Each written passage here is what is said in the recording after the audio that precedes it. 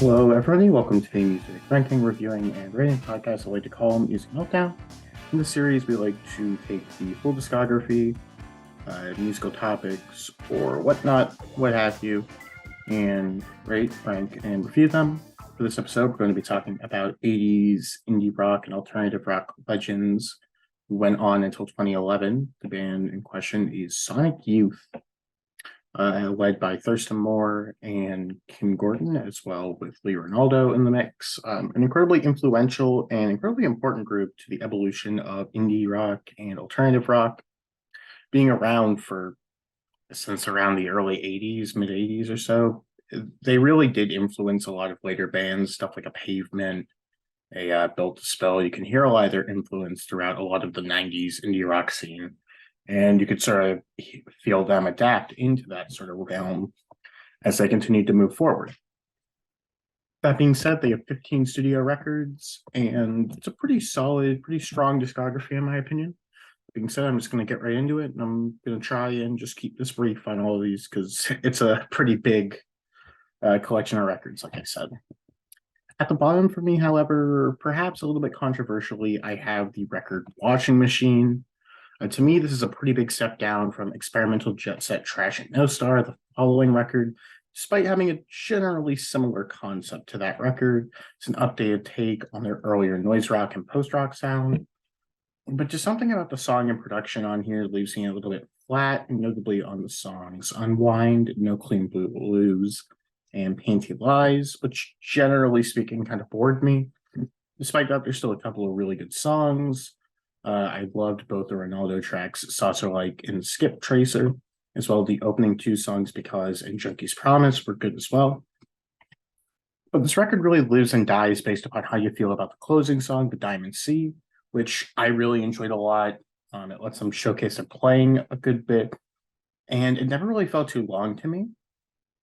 But there's just too much material across this record that I just find sort of mediocre to call it good. But we're trimmed down, however, and maybe had a bit more of a rougher production style and had a bit more noisiness to it.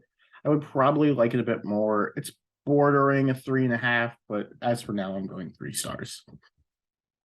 And similarly, I'm going to be talking about their next record, A Thousand Leaves. Very strong post-rock vibes across this record. It lives and breathes atmosphere and jamming.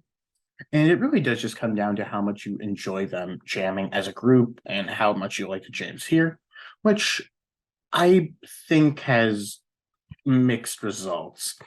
I think that they're really good at jamming typically, but on these later 90s records, they just don't quite resonate with me as much as other ones. But there is still some really great songs here. Contrail Sexism, Sunday, and Female Mechanic Now on Duty being my immediate standouts. But more often than not, the songs just sort of linger a bit on this record, and the listening experience tends to drag a good bit, in my opinion.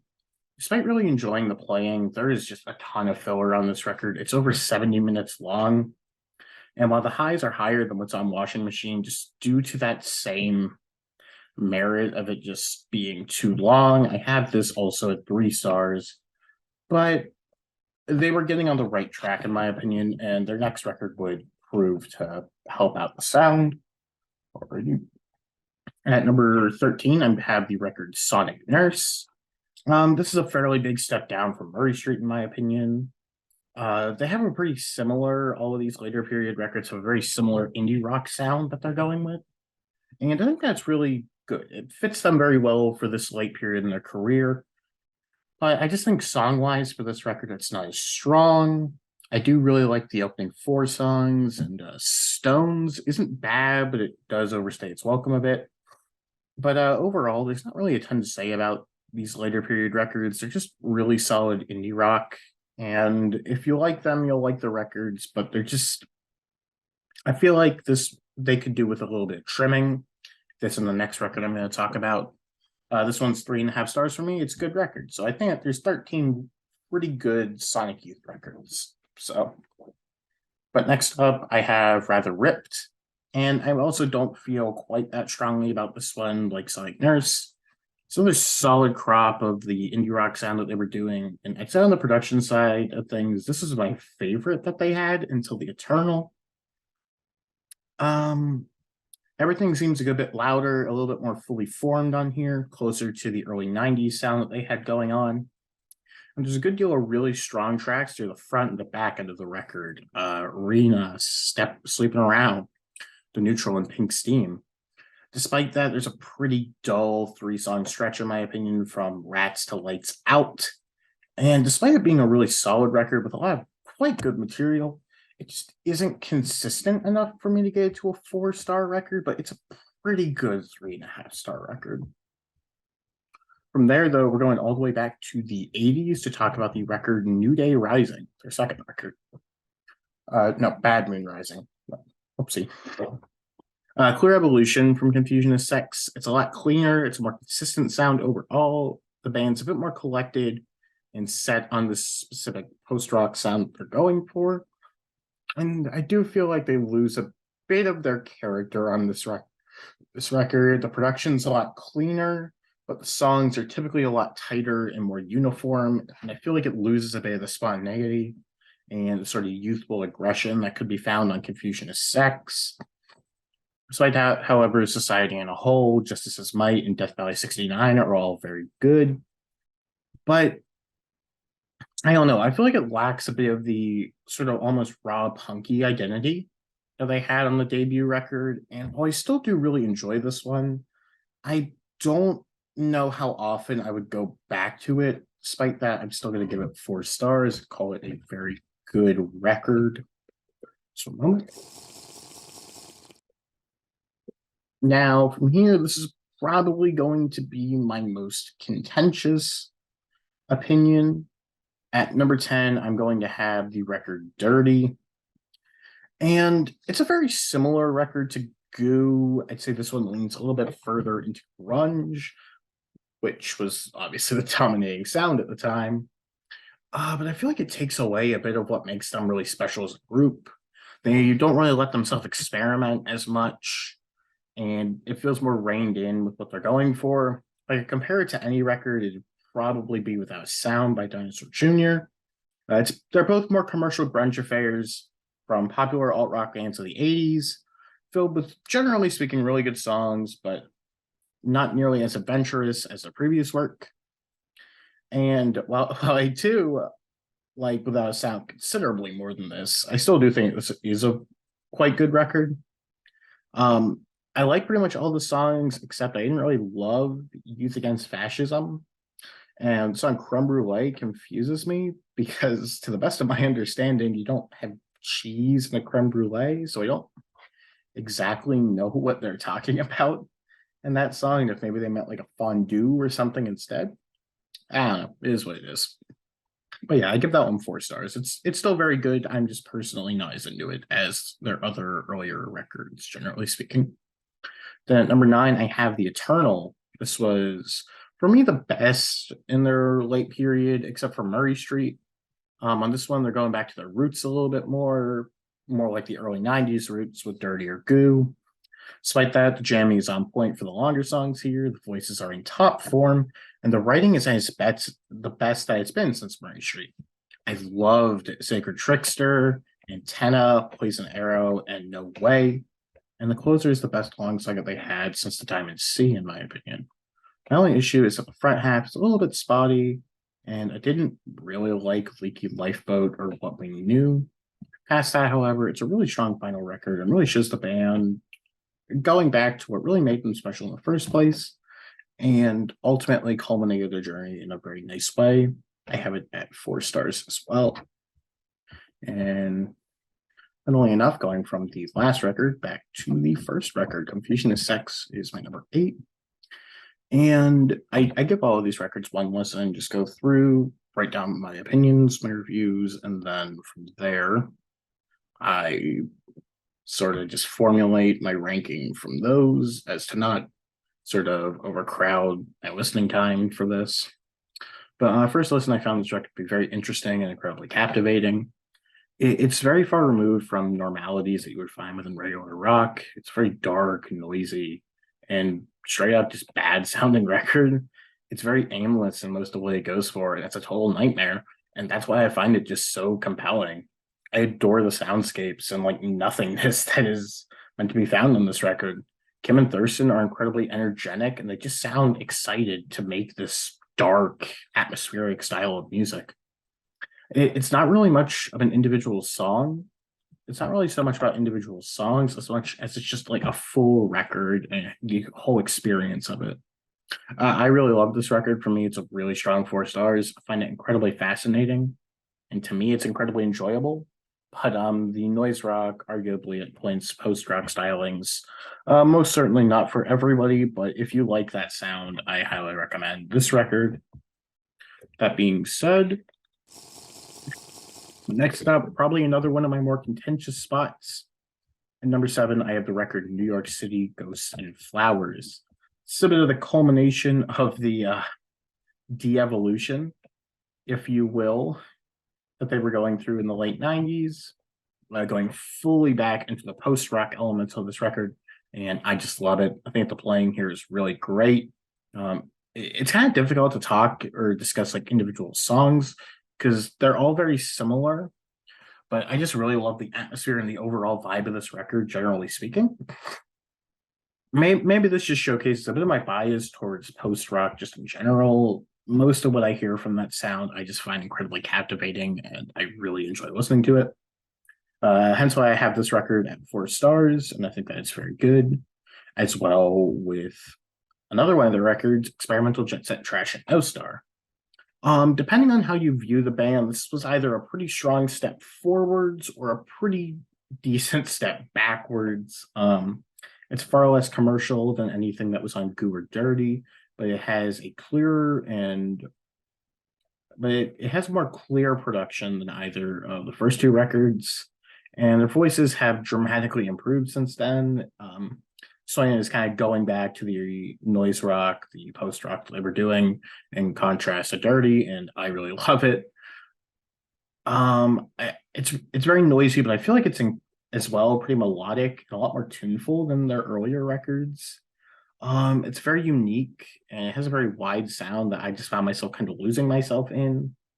My favorite songs were Bull in the Heather, Stink, Androgynous Mind, Tokyo Eye, and especially the closer Sweet Shine. This feels like a record of theirs that I want to go back the most because I could definitely see this one growing considerably. As of right now, I just have it at a strong 4, though, and I think that it's very interesting. However, I do want to keep going back to it and sort of figure out this record more because I think that it has potential to be even more than that. The one thing that does sort of like notably put it down is there isn't any Ronaldo songs on this record, and Ronaldo is it's tough between him and Kim, but he's probably my favorite if I had to pick. But moving on from there, at my number 5, I have the latest record still on the board for me, and that is Murray Street. It's incredibly strong as well. And after the less than stellar reviews that New York City Ghosts and Flowers got, the band seems to be pulling away from the sort of post-rock style, and they're leaning far closer to 2000s indie rock. As you may or may not know, that is basically my favorite thing ever. I absolutely love a lot of indie rock that came out in that time, and I think that this is a really strong batch of that. I just love the sound of this record. It's softer, it's really calm, but it still has a good bit of the bite that the band always had. And just song for song, this is one of the band's best playing, lyrical, and song-based records. I really wanted to go 4.5 stars, but just on a first listen, I was left wanting just a bit more. It's one of their shorter records, and I think that maybe could have actually done with 1 or 2 extra tracks just to sort of bump up, just to beef up the record a bit. But still, definitely a very strong 4-star record. And in case you didn't realize, my top 4 is actually the stretch from Evol through Goo, which, yeah, I think this is an incredibly strong group of records. I think that it was the band at their peak artistically and creatively, and they're able to really build off of the sounds of the times and create their own sort of aesthetic that really benefits them in a brilliant way.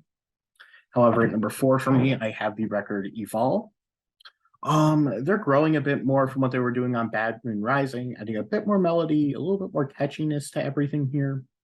Production-wise, I would say it's another step forward. It's rather clean, but I feel like it's less unified and sort of the individuality that the band had is far greater than compared to Bad Moon Rising. It's a lot more song focused and allows more breathing room in between the songs.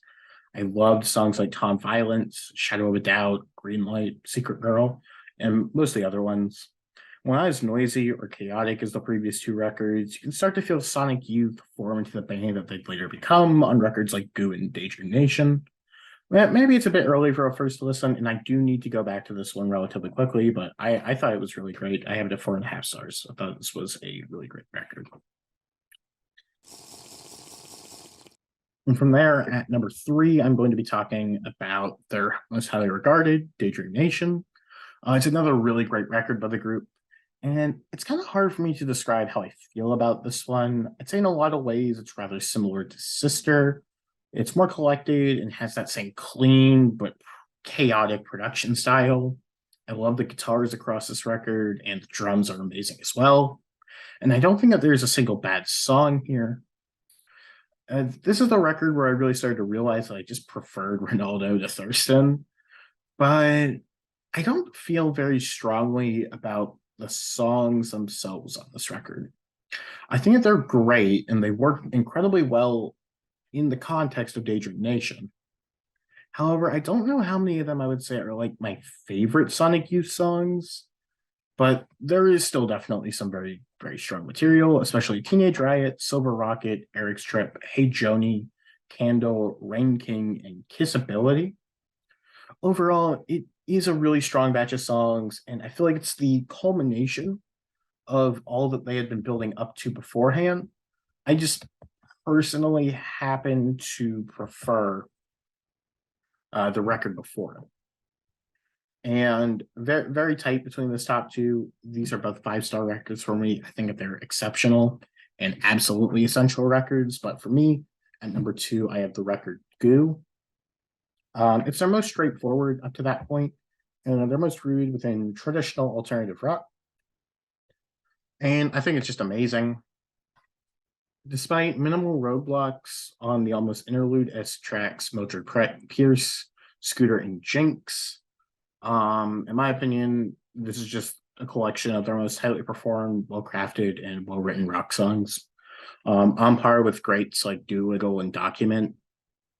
Kim, Thurston, and Ronaldo all perform at the peak of their vocals at this point, and the production has a bit more edge, a bit of bite, which I think some of their later 80s records, as much as I love them, was definitely missing. This is likely due to Jay Mascis being an influence around them at the time. My only issue is that I feel like this record commits too strongly to just being an alternative rock record. I wished I had a bit more of the sort of spaciness, almost like an instrumental or something, to help sort of break it up a bit more. But songs are great, and who am I to complain about that? This is 5 stars for me. I think that it's a really, really excellent record, and I highly recommend it. But my number 1 Sonic Youth record is going to be Sister. It's a far cleaner, more their most directly alternative rock leaning up to that point in their career compared to Evol. And I think it's just perfected the style that they were going for. Sonically, they finally reached where they have the clean production style, but it has so much of their initial character and identity that it doesn't feel lost within that. The voices are just growing so much by this point in the career, and while they aren't at sort of the perfectness that they would get to near the end, we just really love how they feel here overall. I adored songs like Catholic Black, Stereo Sanctuary, Sanctity, my apologies, Tough Growl, Pacific Coast Highway, and White Cross. But that really is just a disservice to the rest of the songs here, which all meld just into an incredible statement by Sonic Youth. And to me, in my personal opinion, this is absolutely their finest record. I feel pretty confident just based upon one listen to this, giving it 5 stars, and calling it my favorite Sonic Youth record. That being said, though, going into this, I had really only known the stretch of Daydream Nation to Dirty, and I feel like I definitely had lost out a bit by only knowing that. Getting the full context of the discography really definitely did help to bolster my opinion on the group, to showcase how great. I think that they are players and of just performers.